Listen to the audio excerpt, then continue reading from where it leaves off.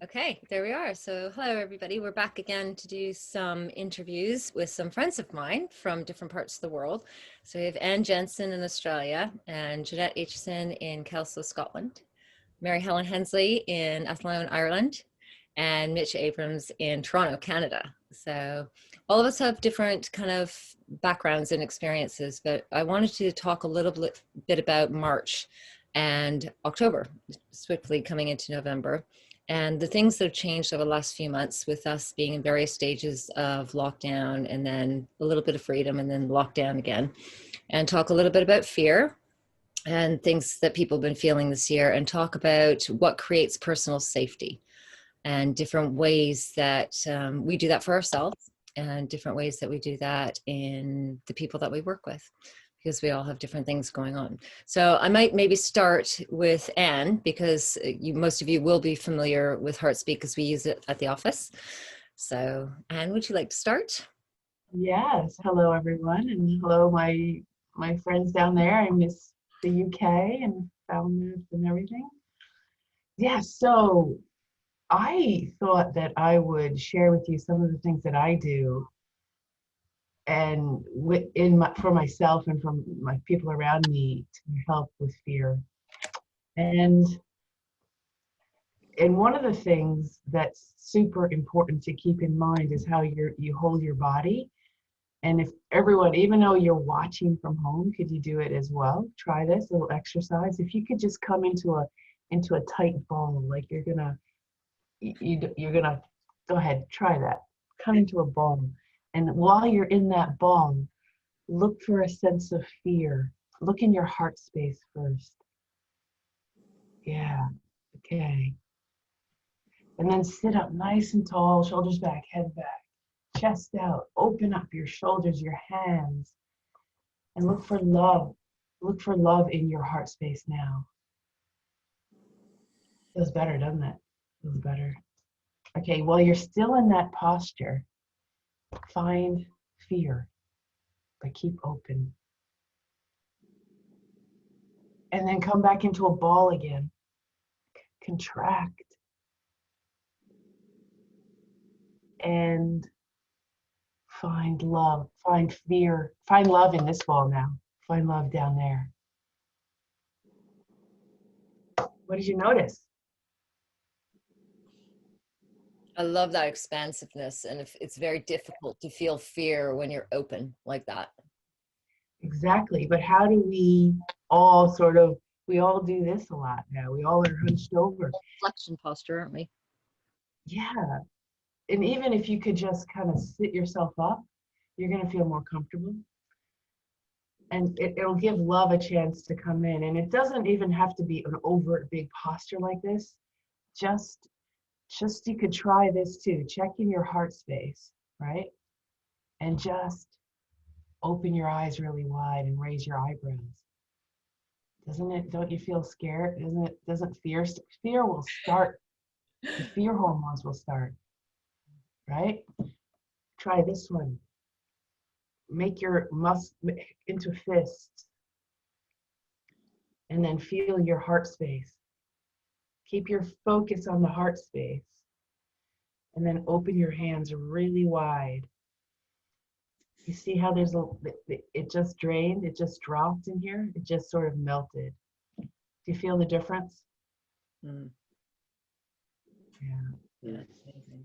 So, Han, just because you're a real wordsmith with your psychology background and describing different emotions and bringing them into the body, which is what HeartSpeak does to kind of release things, which is quite an amazing way of doing things. But how would you define kind of fear, and how would you define safety? First of all, I treat them as feelings. They are simply feelings and that are triggered from something in our environment or something in our internal environment can generate these feelings. And that is open to perception. I mean, we only are going to respond to what we're perceiving at any one time. So if you focus on the fear, if you're always looking at things that are fear evoking. That's the main feeling that's going to be running in your body. But if you look for things that produce joy and love, then your body will respond as well. Your mind body will respond. So how would I describe fear? It's just a mental state, a physiological state, a mind body state rather. And safety, I'll give you another example. It's easier for me to show you rather than explain, because feelings, they're an experience. So if you could just do one more exercise with me, we'll check in with yourself and the amount of worry that's happening in yourself but around yourself. Check in and start repeating over and over to yourself, am I safe right now? Am I safe right now? Not that you're looking for an answer, but just ask the question, am I safe right now? Am I safe right now? I do this with my puppy. She'll be all upset and agitated because someone walked by, and I'll pick her up and I'll ask her, am I safe right now? Am I safe right now? And I feel her calm down by degrees. You feel her little heartbeat relax. And if you just run that mantra, use it as a mantra, it just brings you down and down and down until you're more of a less out of fight or flight and more into a parasympathetic dominance mode. So that, I mean, I could talk a lot about fear. Fear is one of the things that Well, I it's big studied. right now because I think a lot of people are still stuck in fear. Yeah, yeah, it can be What a help cycle. Yeah, you- actually have to take steps to actually get out. Look at different things, focus on different things. You know, use mantras, use HeartSpeak, use things that bring you joy. Singing, bring you joy. That Thank one is a key thing too, isn't it? Because the normal things that people would turn to find ways out of fear or to make themselves feel better aren't always things that they're able to do at the moment. So it's also having that thought that they can do something different. Mm-hmm. So, People, we often think of fear into like a fight or flight, a panic, but that's only part of the fear response. The other part of the fear response is a shutdown. yeah. You do nothing. It's a freeze, really. So we do nothing. We don't go out. We stay inside. We change our consciousness. We shut down. Well, I think frontal cortex wise, you can't access or take on any new information. Yeah. Things And are where they are, and they're always going to be that way. yeah. And creativity and growth only comes when fear is absent. Yeah. True. Yeah. Any comments, contributions? Yeah, I think I was speaking with clients today who were I work a lot with corporate clients, and I've been doing some online training with clients who are based in Geneva, and Geneva have just gone into another lockdown, which they think is going to last now until probably Christmas, maybe beyond. They just really don't know.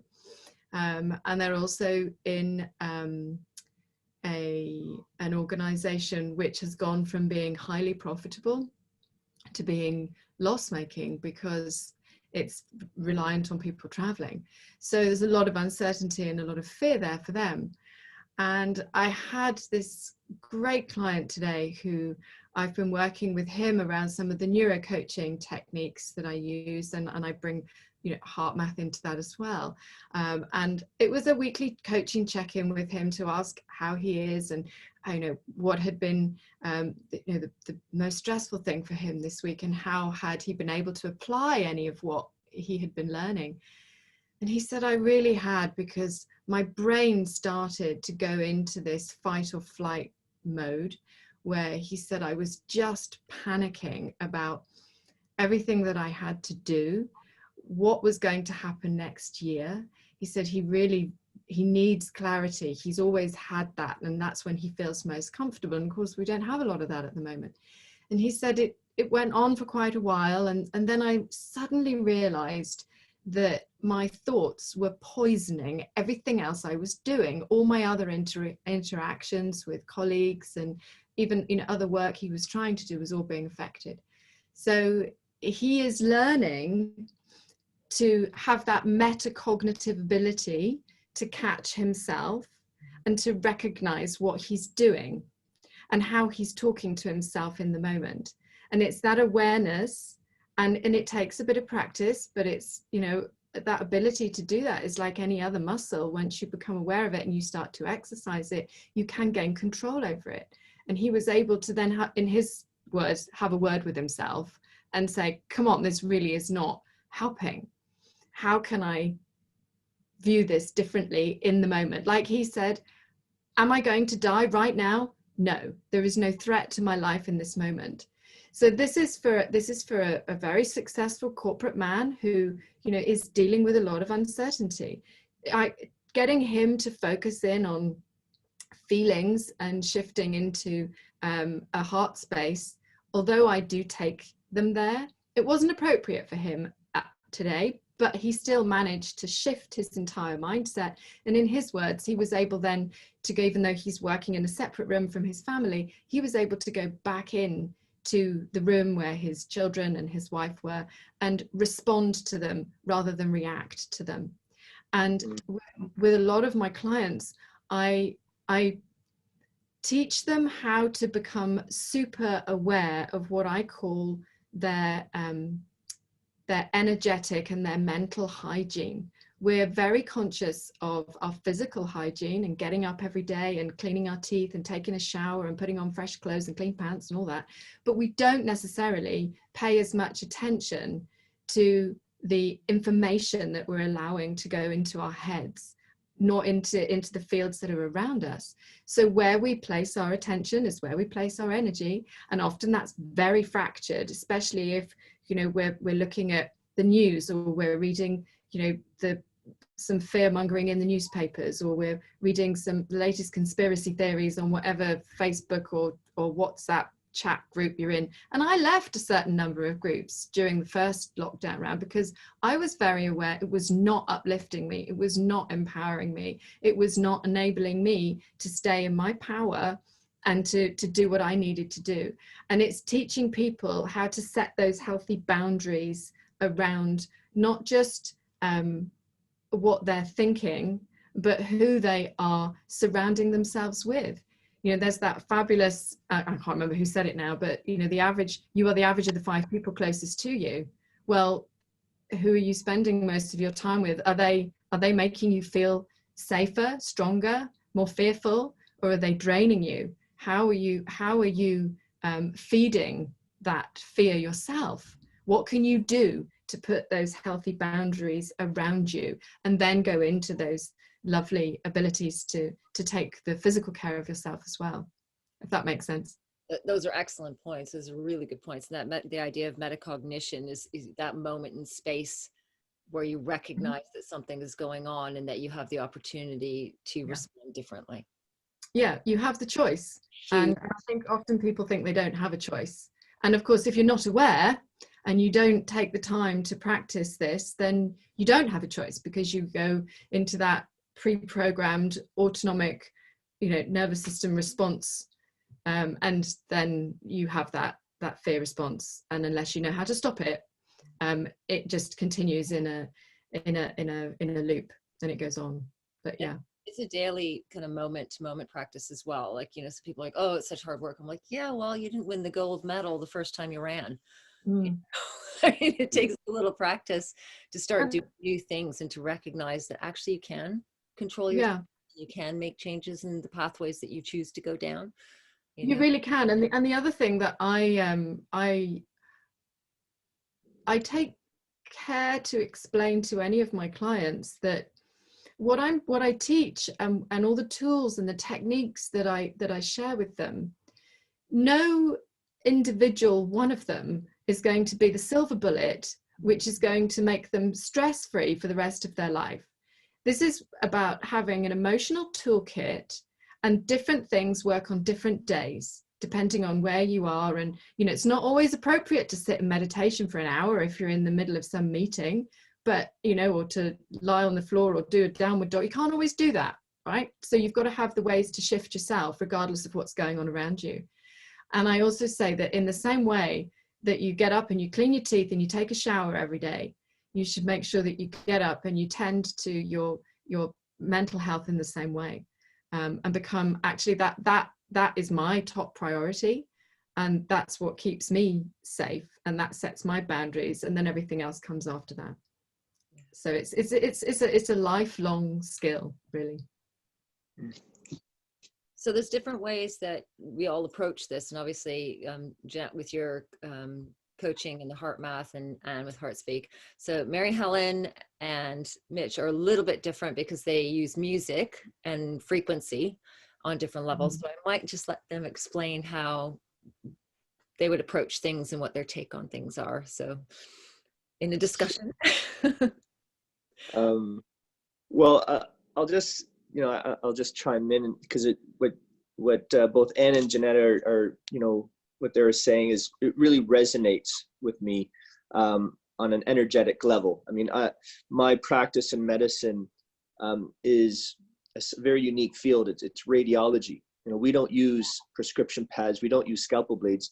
We use energy to, you know, slice the human body like a loaf of bread using an MRI machine or a CAT scan. And in my world, you know, energy is how, you know, I think in terms of a human, and, you know, a human, I think of x-rays and how we use external forms of energy to look inside the body. But when we look at the whole of an individual, the gold standard in health is, you know, mind, body, and spirit. And each of these three elements are just different forms of energy. And by, you know, in part, you know, wearing one hat, thinking very scientifically, and appreciating that, you know, when I take a nice deep breath, when I, you know, have a posture with my chest out, you know, shoulders back, that power pose, I can rationalize in my head why, you know, what's going on in my parasympathetic system. It's calming my nerves. It's, you know, it's decreasing cortisol levels. So I know that physiologically there's a cascade taking place that can help, you know, in times of acute anxiety or fear. But then there's also that spiritual aspect. And in that, you know, gold standard of mind, body, spirit, or, you know, biopsychosocial model of care, whatever you want to label it as, that spiritual component is also something that I draw very heavily upon.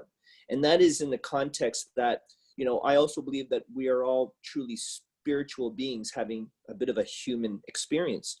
And my spirit, that which I connect to at a very deep level, the deeper I connect to that, I know that I'm connecting to everybody else at the same time. So the more that I learn about connecting to my source, I'm connecting to all of us and to each of us. And, you know, so in my deep breathing techniques, or in any of these moments where I'm using physical, you know, or somatic approaches to experience my emotion, I'm always overlaying it with this appreciation that, you know, there's a spiritual oneness amongst all of us. And there's a divinity to it. You know, there really is something that allows us, you know, to access. There's an intelligence in our body. There's an intelligence in our tissues. And the science is now very clear that, you know, by layering on these perspectives and, you know, tools for which, how to use our thoughts and our consciousness, and, you know, and an appreciation of our oneness and our wholeness, that adds, you know, a level of inner calmness, of inner peace. And, you know, for me, one way that I use that really helps me identify and find that inner source is poetry or playing music. And again, because it's something that I find, just, you know, when I can find myself in the groove, I know that what's coming out is really, you know, is sourced from my heart, or sourced from the deepest levels and I wouldn't even say of myself, but, you know, it's really kind of the universe that flows through, you know, our vessels, the mind or the body. And so, you know, when it comes to, you know, bouts of fear, I find, you know, and particularly chatting with others, you know, everybody is somewhere on this scale between science and spirit, you know, and it's one big spectrum, and everybody can, you know, find themselves, and every day it might be different, you know, where you find yourself. But I think, you know, that ability to kind of just stop in the moment and take a breath and to appreciate that there's multiple pieces of you, and that to identify what needs most nurturing in that particular moment, and to find the tools that will help you, you know, to support those aspects of yourself. You know, I mean, that this is the most patient-centered model or individual-centered approach to health and wellness. And the spirit, that our inherent connectedness, I think is a real big piece of that. And I think it's something that's been missing a lot too, because lockdown, you know, I don't know about Canada, but in the UK, there's 7 million people that live by themselves. So when people were locked down, and some of my friends that are single mothers that have young children, you know, that were completely isolated for long periods of time, and found that incredibly difficult. So that human connection, you're so right. It's just, it's massive, you know, not only just because the screen is one thing, and it's nice to have a chat after a few weeks of not touching anyone or not seeing anybody. It's a very different experience. And I think it's been a very hard time for a lot of people because of that lack of connection. Yeah. And I think, you know, I also believe, you know, how we look at the future, I think is a really important piece. And it's really difficult in this time because there's so much uncertainty. You know, it takes a lot of faith to truly believe that things are there's going to be a new normal. And perhaps more than just a new normal, but perhaps we'll find ourselves on a new trajectory, you know, that's going to take us to a future that's brighter and more distinct from the past. You know, we don't want COVID 3.0, you know, in a year or 2 years from now. And, you know, kind of having, I think that's kind of a piece that needs a lot of, you know, a lot of attention, particularly when it comes to youth and adolescence. You know, and again, understanding the importance of the mind, the body, and the spirit, and starting to live by those principles, creating a foundation for which communities can engage with each other through a biopsychosocial perspective.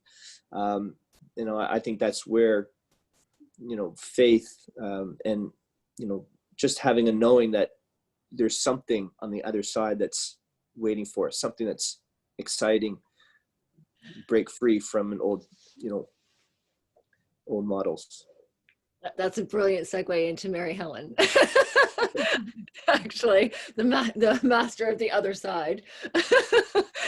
So maybe not to that extreme, hopefully. I'm just sitting here thinking of, do you remember that scene in The Matrix?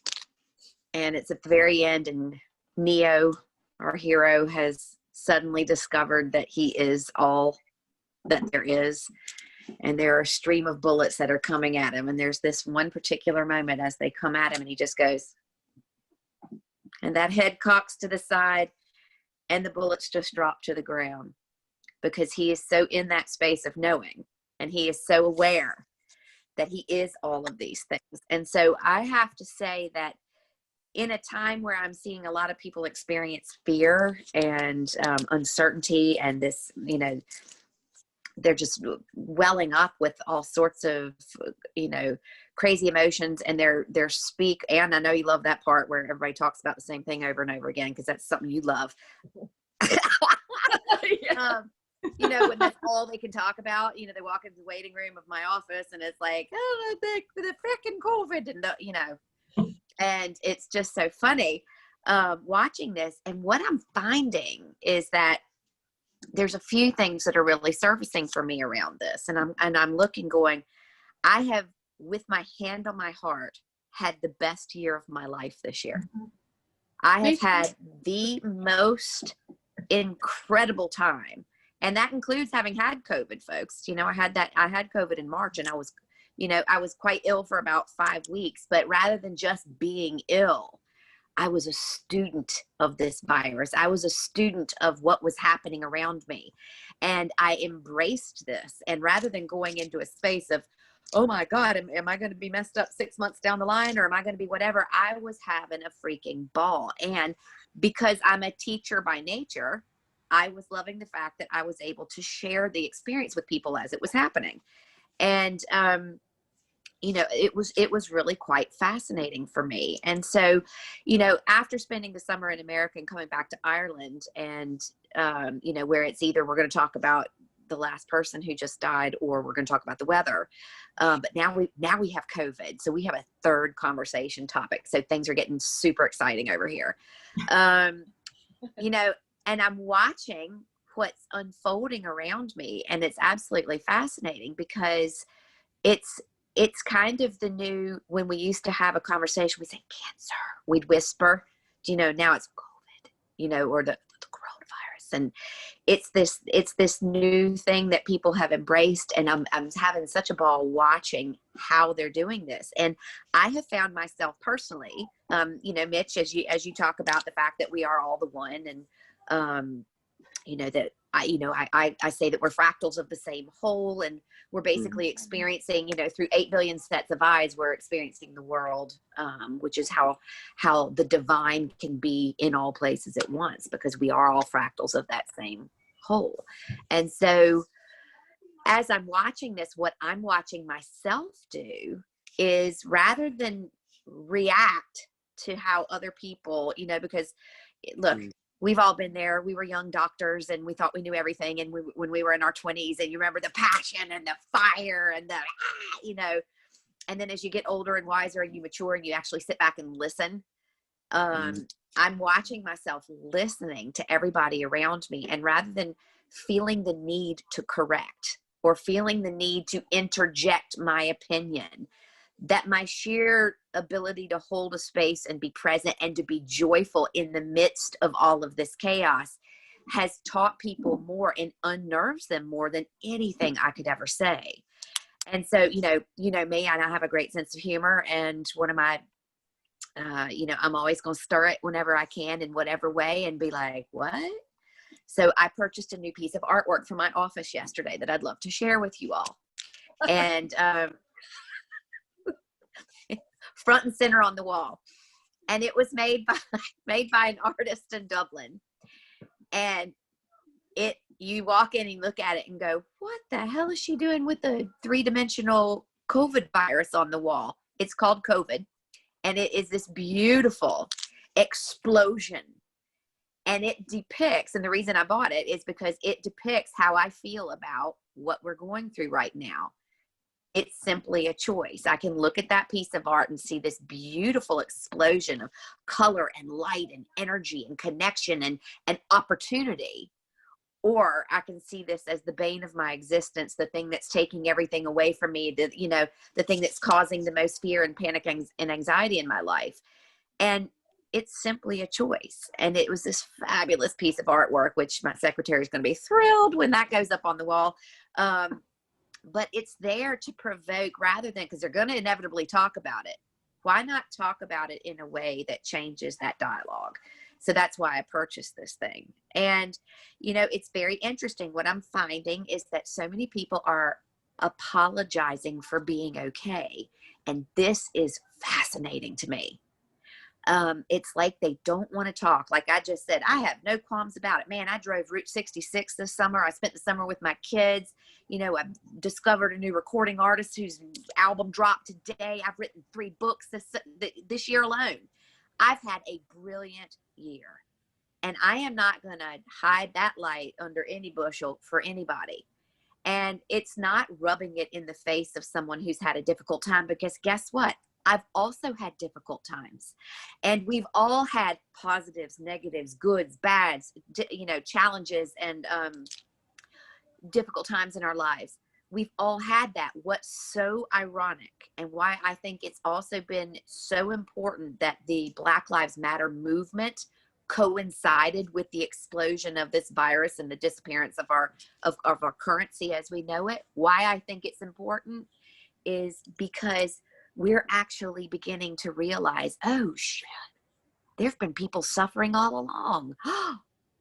Me being American and growing up in that space where we are, literally taught that we're king of the world, that the world really respects us and that everybody thinks that we're amazing. And having lived away from America for 22 years, I hee-haw every time I hear somebody say something like that, because I'm like, yeah, no, I'm sorry, guys, that's not the global perception. You need to get a passport and travel and go find out what the world thinks of us, And I think it's so important right now that we are seeing the fact that we have been so blind to the suffering of others because it wasn't happening on our own doorsteps. And so what's happening is now, people are losing people to COVID or to whatever, they're realizing, oh my God, I'm suffering. And, it's so bad. And I'm going, that's interesting, because guess what? Yemen was happening the whole time. Syria, whole time. You remember that village that we bombed in Afghanistan? That was happening at the same time when you were doing well. And nobody begrudged you the opportunity to be well in yourself. And so this is what's so vital for us to remember. And I think when we're dealing with fear and a sense of safety, it's extremely important that we don't, personify that fear based on the fact that we've just suddenly awakened to the fact that there is simultaneous peace, bliss, joy, and suffering in the dichotomy of dark and light that we call Earth. And so I just think this is the most incredible time. And so, how do you deal with it? I work in frequency. And so it's so easy when you realize that everything has a sound. Everything is just frequency and light. And there's a frequency, 852 hertz, which is something that allows a person to pull back in if they start spinning out of control. Do you know? It's a very, very simple way to realign oneself, because you know what? We try to be good and we try to say things, but people are going to say things that irritate us, and people are going to say things that might panic us a little bit. Or if we've got children, their anxiety could come in and get on top of us, and that's okay. Just don't set up camp there. And what frequency can do is it allows us to pull ourselves back into a space and resonate again, where we hear that tone and the body goes, oh, I remember that. That's centered.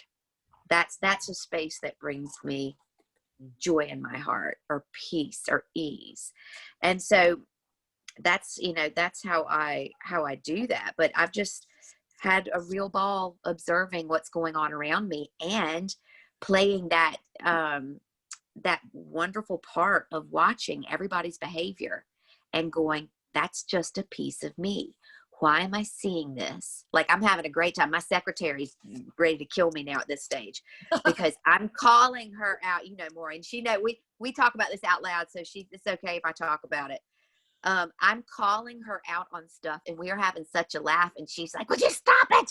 And I'm like, wow, because there's no way that the person who's in my space or company could be saying or doing these things if there is not some resonance somewhere in my psyche, in my cellular memory, that isn't capable of the same thing. So rather than chastising her, I'm sitting with her. Like the other day, we just had the office painted. There was no hand sanitizer. I don't believe in hand sanitizer. Do you know? I'm like, I got a sink and soap. Go wash your hands, guys, if you're that worried about it. I happen to like a germ. And so she's like, everybody came in yesterday. The office was literally just painted 2 days ago. Everybody came in and was complaining that there was no sanitizer. I said, really? And I pulled out the appointment book and I went down name by name, and I said, just put a little tick next to me, next to the ones for me. And she just froze. And I'm like, don't use blanket statements, because all that does is create and generates more fear here. Everybody said this. Did everybody, or did that one person say it? And she was like, oh, okay.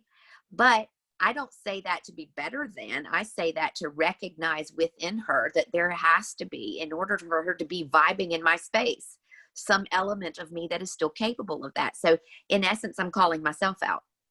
And so I'm seeing this in every conversation that I'm having with people, rather than trying to be, jumping the gun or throw my own judgment in on a situation. I'm just listening and going, okay, I hear you. You're in my space for this reason. I know that's how it works. I know that we are what we love, and what we love is what we give our attention to. And I need to know why you're in my space saying what you're saying right now. And it's just been a wonderful exercise of observation. And I think when we move of a space of participation in the emotion to a space of observation, it changes the entire dynamic, which of course, Anne, that's, with HeartSpeak and everything that you do, it's all about that. It's all about that, let's stop talking about the emotion the whole time and just sit with it for a minute. How's that feel? Do you know?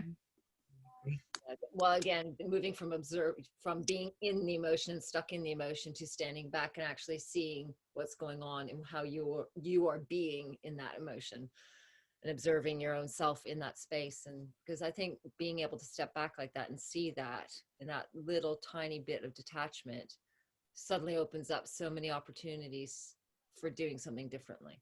So like cognition and everything else, it's quite an amazing experience to feel that open up for you when that happens. Ram Dass said we must learn to increase the distance between stimulus and response. I love living in that space, just in that pause. It's a beautiful place. Yeah. And I would agree with you, MH, too, being in practice through all of this stuff, that observation of conversations and kind of letting people kind of offload a little bit without being attached to any of that stuff. Yeah. Because once that's out of the way, you have those entry points for those different conversations about just remembering to breathe. And then everybody learns something, because the minute you start chastising people about their opinion or their fear or their whatever, you've just exposed yourself. Because if you're that reactive to that, then you need to take a good hard look in the mirror about how you actually feel about what's going on.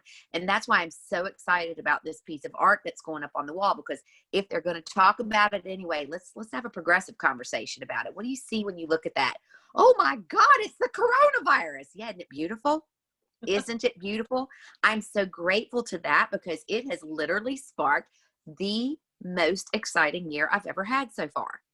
And I am really thrilled with the changes. I am thrilled with the idea that all of the old cliche things that we say, oh, everybody's so disconnected because they're separated. Hey, maybe we're learning to sit with ourselves, which I think might just be mankind's most difficult challenge. Do you know? So rather than framing it up as the poor person who's stuck at home on their own, maybe that person is in a space where they are bringing themselves back into that dynamic sense of oneness with themselves. And for some people, that's exactly what it's been like. They've definitely had that experience. And for others, it's been completely different. And I notice as well, it's also, for a lot of people, they've actually had to relearn how to talk to themselves. So I had this experience the other day. I was one of the gentleman who's a client of mine, and he'd been sitting in very short meditation, but learning to create his day from that quiet space in the morning and spending time to get present with himself. And I said to him, can you tell me a little bit about how you are creating your day and what words you're using in your head as you're doing that? And he said, I'm not going to overreact. I'm not going to get cross. I'm not going to, and he rattled off all these knots. And I'm like, okay. So let's just go back a little bit. And I had to teach him. And I sat him and I got him to close his eyes and tune into his heart space. And I took him through a very present moment, positively worded set of intentions for how he was going to achieve his day calmly, effortlessly, peacefully, and that, and that he was going to deal easily with everything that came his way, and that, from that type of perspective. And when I then stepped back and I spoke to other clients about this, I realized they were all doing the same thing. It's about those voices that are in your head before you become aware of it. And then when you do become aware of it, making that choice for, okay, because some people, they just don't know if they've grown up in an environment which has always been incredibly negative or incredibly critical or incredibly, you know, immediate worst case scenario thinking, or as my son likes to call it, DEFCON 1. If it's that type of, you know, spiral that catastrophizes very quickly, it's about showing people how to unwind themselves. And I think all of the lovely stuff that all of us do brings the different techniques and ways to do that. And we reach different people as we do. But yeah, you use color as well, don't you? Because you do the mandalas that are you still doing that with the schools? That I know it's probably not at the moment, but you know. Yeah. In fact, we've actually, during this time of COVID, I've had the opportunity to create a curriculum specifically for doctors and nurses that focuses on the art and science of self-care, patient care, and community health. So now doctors and nurses, and we're now going into, you know, connecting with other health-related practitioners with their accrediting bodies. But we say, look, everybody needs to learn these self-regulation skills. We all have to learn how to work with the energies, you know, that we each are, and how we're so interconnected. So this is now an opportunity where we use the art as the educational tool to explain energy from both Western and Eastern perspectives. And here are a number of strategies that you can use for yourself, but also how you can, you know, confidently convey them to your patients and the communities that you serve. And I'm a true believer in, you know, art, music, as well as narrative, you know, just, you know, the whole idea of, you know, reframing narrative. I think these are, you know, the tools that we can learn, heal, and grow together, particularly in these, you know, what people would, you know, just call dark times. But I think, as Mary Helen, you know, so wonderfully points out, that it's a frame of mind that decides, is it dark or bright, and you know, what opportunities do they bring.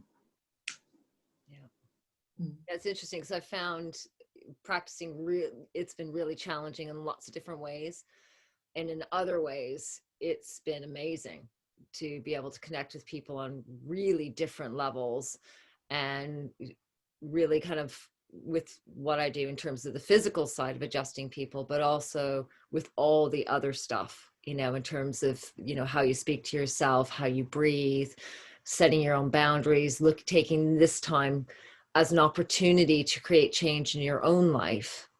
All those small things where you're constantly caring for all these other people and not doing any self-care. So being able to have time to have more and more and more of those conversations. And, you know, so the people that I have been seeing throughout this whole time have had quite an interesting journey, really, that was unexpected for them, which has been really nice. Yeah, it's good.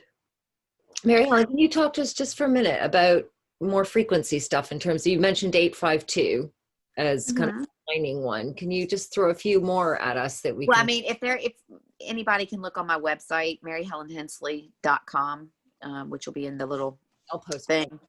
Yeah. And I've written a listener's guide to what each one of the frequencies can be utilized for. But I mean, like, we know this is, you know, it's not airy fairy, it's science.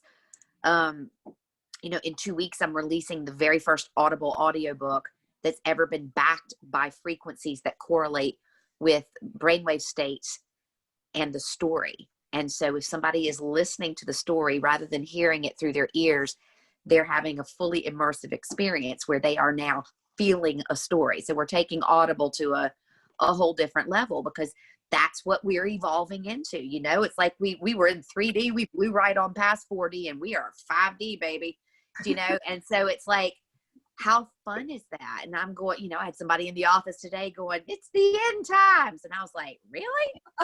Wow. And, you know, it was just crazy, and different people's perception. I was like, daggone, man, y'all been waiting around a long time for the shoe to drop.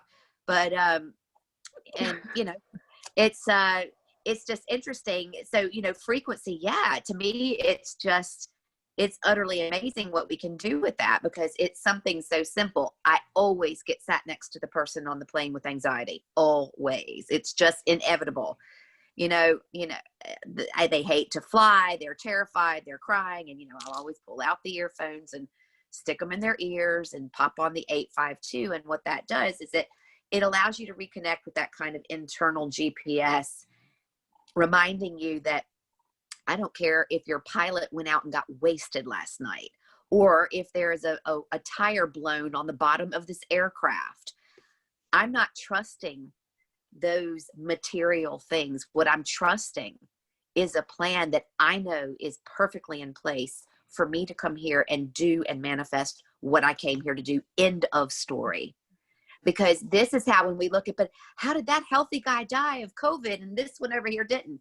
Because what we've all forgotten when we're speaking, of frequency, is that everything is food. Everything is frequency. And that person that we love to go because we love a good drama, he was only 33. He was a personal trainer and he was totally healthy. Really? Did his mom just die? Had his brother just committed suicide? Is he swamped in debt? We forget about all that kind of stuff and the vibe that carries. And then we love to consider somebody healthy because they haven't been technically diagnosed with anything. And so what frequency can do, simply put, if you've ever taken a fully saturated sponge and tried to wipe down your worktop, your kitchen counter with that, it makes a really big fat mess. There's just water everywhere. It's gross. And so frequency can go through the body and it can wring out that sponge, so that when you're going and gathering and, each new day you're creating, you're brand new, you're reborn every single day. You wake up and you are presented with an opportunity. And, the question I ask myself, is the pain I am in physically or emotionally bigger than what I want to do today? And it never is, ever. And I could be in some kind of pain. So what frequency does is it allows you to go in, realign, tune up that piano, and face the world with an empty sponge, rather than trying to go out already super saturated.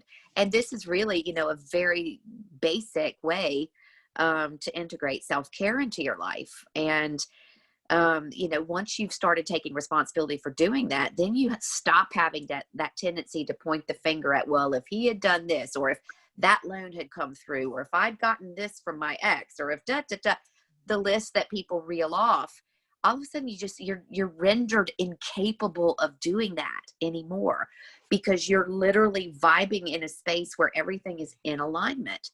Human DNA, we know, resonates at 528 hertz. How do I know that for fact? Because for 25 years, after being killed in a car accident and discovering I had this ability to touch someone and elicit a change that could rid them of X, Y, or Z malady, I'm like, hang on a second. My ego loved that. But I'm like, this has to be replicable, because if we're all frequency and light, then all of us are capable of doing this. And so we go out and I start making these frequency packages, and teaching people how to do this for themselves. And the reason I know it works is because it worked. So someone who doesn't necessarily have any kind of special powers, or they didn't have this near-death experience, or they didn't do whatever, they didn't train anything, they suddenly start utilizing these frequencies and they go, oh my gosh, that whole thing about it taking 3 to 4 weeks for a neural pathway to recreate itself, that actually is true. And they're using frequency to do that. So instead of going in and filling in potholes on some old thought process, we're going in and blowing the whole damn road up, So they're having to recreate who they are in the moment based on their fear, their, whatever the trigger is around them, where they want to go back to an old behavior. They're pulled right back into present time, because that's all there is. Mm-hmm. You cannot catastrophize when you are in present time. You can only do that when you've gone into the past or projected forward into the future. It's impossible to be in the present moment and catastrophize anything. And so frequency helps us to maintain an alignment in our everyday working lives. And it's something that's available to all of us. But like anything else, you could hand that over to somebody, and some people are going to do it and some people are not, based on whatever, wherever they are in their story. And so I think that the best way to to do it, is rather than, you know, belittle, berate, you know, hand people the material and then stand back and let them see you live it. And so that's what I do, is I just try and be a living example of that which I do. And, you know, it's not because everything I'm really lucky. Are you kidding? This is a daily practice. My daughters are great singers and dancers because they go to performing arts school and do it every single day.